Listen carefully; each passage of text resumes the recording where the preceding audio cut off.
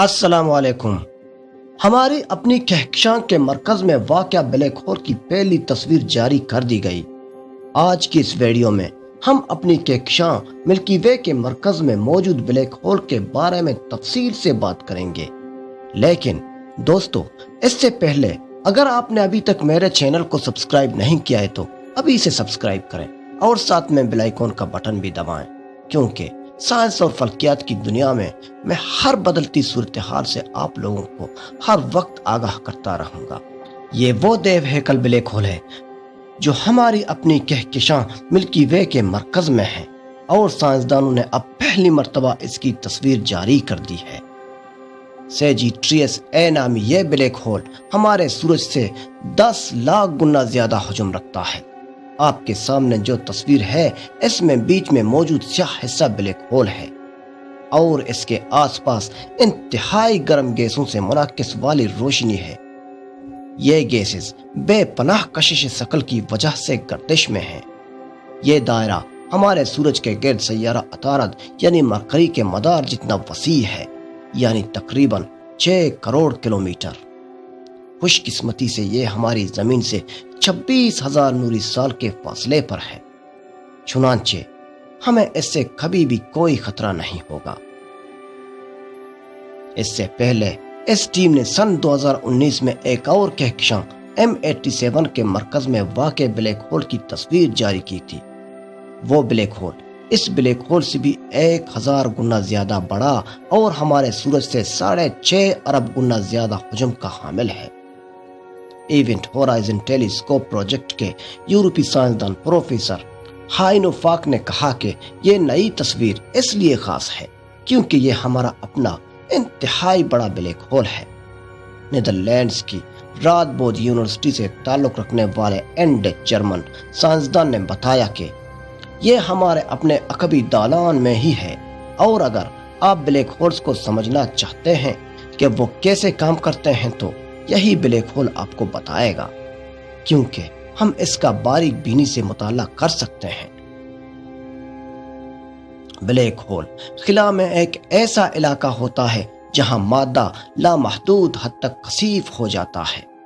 یہاں کشش ثقل اتنی زیادہ ہوتی ہے کہ کوئی بھی چیز، یہاں تک کہ روشنی بھی یہاں سے فرار نہیں ہو سکتی۔ بلیک ہولز کچھ انتہائی بڑے ستاروں کی زندگی کے دھماکہ خیز اختتام سے وجود میں آتے ہیں۔ کچھ بلیک ہولز ہمارے سورج سے اربوں گنا بڑے ہو سکتے ہیں۔ سائنسدان وثوق سے نہیں کہہ سکتے کہ کہکشاؤں کے مرکز میں پائے جانے والے یہ بلیک ہولز کیسے بنے، مگر یہ واضح ہے کہ یہ کہکشاؤں کو توانائی فراہم کرتے ہیں اور متحرک رکھتے ہیں، اور ان کی ارتقاء پر اثر انداز ہوتے ہیں۔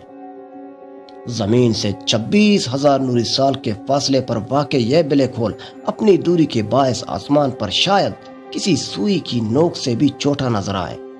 اس لیے ایسے ہدف کی تصویر کشی کے لیے سائنسدانوں کو عام ٹیلی اسکوپ سے کہیں زیادہ باریک ریزولیشن کی ضرورت ہوتی ہے۔ Event horizon telescope network نے اس کے لیے very long baseline interferometry VLBI نامی تکنیک کا استعمال کیا۔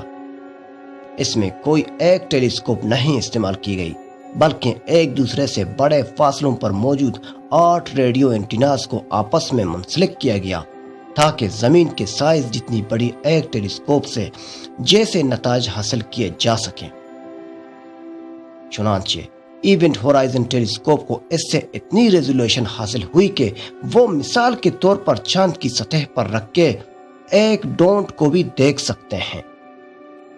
اس کے باوجود ایٹمک گھڑیوں اور جدید ترین الگورتھمز کی مدد سے سپر کمپیوٹرز نے لا تعداد گھنٹوں تک کئی پیٹا بائٹس، ایک پیٹا بائٹ میں 10 لاکھ گیگا بائٹ ہوتے ہیں، کے ڈیٹا سے ایک تصویر بنائی ہے۔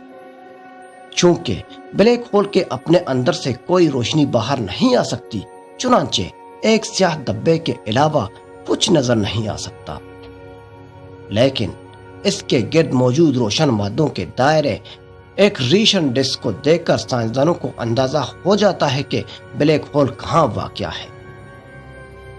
اس دائرے میں موجود بے حد گرم گیسز یا پلازما بلیک ہول کے گرد روشنی کی رفتار سے کہیں کم رفتار سے گردش کر رہی ہیں۔ زیادہ روشن حصے میں ممکنہ طور پر وہ ہیں جہاں مادہ ہماری طرف آ رہا ہے۔ سائنسدان نئی حاصل شدہ تصویر کا بلیک ہول سے متعلق ہماری فزکس کی موجودہ معلومات سے موازنہ کر رہے ہیں۔ اس وقت تک انہوں نے پایا ہے کہ یہ مکمل طور پر البرٹ آئنسٹائن کی نظریہ عمومی اضافیت یعنی تھیوری آف جنرل ریلیٹیوٹی کے فارمولوں سے مطابقت رکھتا ہے۔ ایک طویل عرصے سے سائنسدانوں کا خیال تھا کہ ہماری کہکشاں کے عین مرکز میں ایک انتہائی بڑا بلیک ہول موجود ہے، کیونکہ اس کے بغیر یہ نہیں بتایا جا سکتا کہ مرکز میں موجود ستاروں کو 24,000 کلومیٹر فی سیکنڈ کی رفتار سے فراہم کرنے والی کشش ثقل کا منبع آخر کیا ہے۔ ہمارا سورج ہماری کہکشاں کی مرکز سے کافی دور ہے اور اس کی رفتار اس سے کہیں کم یعنی 230 کلومیٹر فی سیکنڈ ہے۔ مگر اس کے باوجود جب نوبل پرائز کمیٹی نے ماہر فلکیات رائن ہارڈ جینزل اور اینڈریا گیس کو سن 2020 میں سیجیٹریس اے پر ان کے کام کے اعتراف میں فزکس کا نوبل انعام عطا کیا تو بلیک ہول کے بجائے کہا گیا کہ ایک انتہائی بڑا کثیف جسم، یہ گنجائش اس لیے چھوڑی گئی تاکہ کہیں ان قدرتی عوامل کی کوئی اور توجہ نہ ہو۔ مگر اب اس حوالے سے کوئی شبہ نہیں ہو سکتا۔ رواں سال اگست میں نئی اور جدید ترین خلائی دوربین جیمز ویب ٹیلیسکوپ سیجیٹریس اے کے مشاہدہ کرے گی۔ اس ٹیلیسکوپ کی ریزولیشن اتنی تو نہیں کہ اس بلیک ہول اور اس کے گرد موجود مادوں کے دائرے کے براہ راست تصویر کشی کر سکے، مگر اس کے لیے بے انتہا حساس انفراریڈ آلات بلیک ہول کے آس پاس کے ماحول کے مطالعے کے لیے ہمیں نئی صلاحیت فراہم کریں گے۔ اس ٹیلیسکوپ کی بدولت ماہرین فلکیات بلیک ہول کے پاس سے گزرنے والے سینکڑوں ستاروں کی فزکس کا بے نظیر تفصیل کے ساتھ مطالعہ کر سکیں گے، اور یہ بھی تلاش کریں گے کہ کیا اس خطے میں ستاروں کے سائز کے کوئی بلیک ہولز موجود ہیں یا کہ نہیں۔ اس کے علاوہ وہ اس تاریک مادے کے ٹکڑوں کو تلاش کرنے کی بھی کوشش کریں گے جسے ہم اب تک دیکھ نہیں پائے ہیں۔